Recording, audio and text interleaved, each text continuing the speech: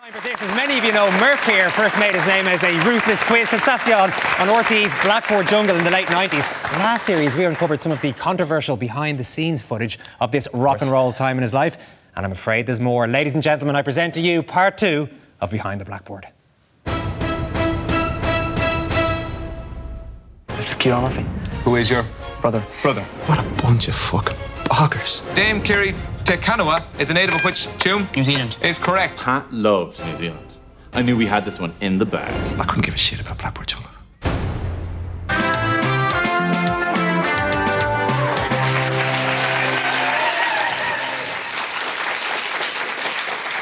So it was round 2 and we were full of confidence, but no one actually told us that it was an all-girls school that we were going to be up against.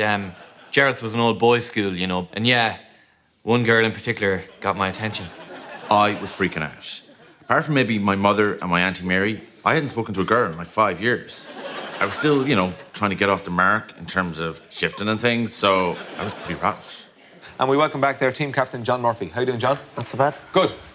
Tell us a little bit more about your teammates. This is Pat. Pat here likes all kind of sports, in particular. Go on. I couldn't believe it. The quiz hadn't even started and already John had maybe blown my chances with Grania. So embarrassing. I was so excited to be back in RTE.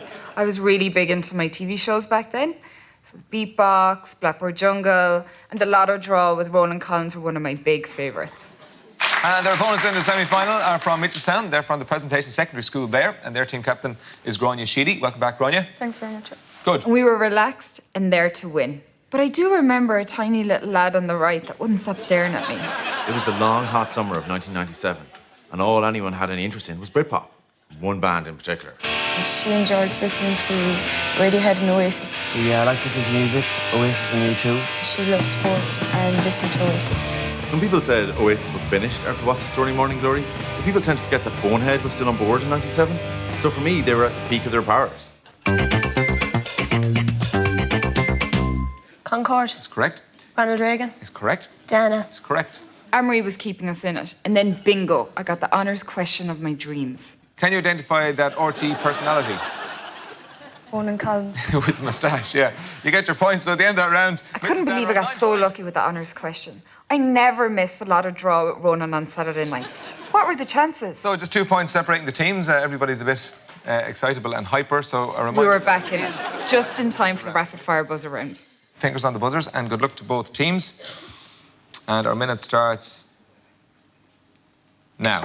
We were starting to panic. Anne-Marie was unplayable in that last round. And what would you do with the Knickerbocker Glory?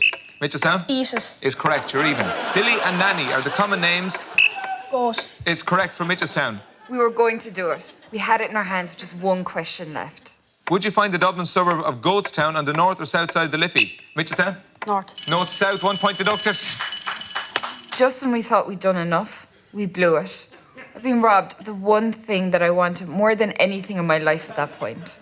But I'd like to think I hid my disappointment pretty well.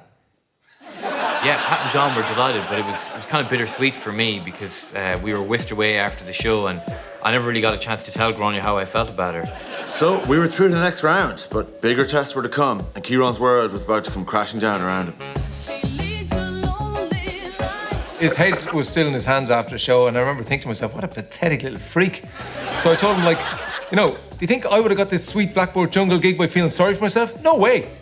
Well, I said to the producer, F you, F your bullshit show, I'm out the door and I'm going to get pissed.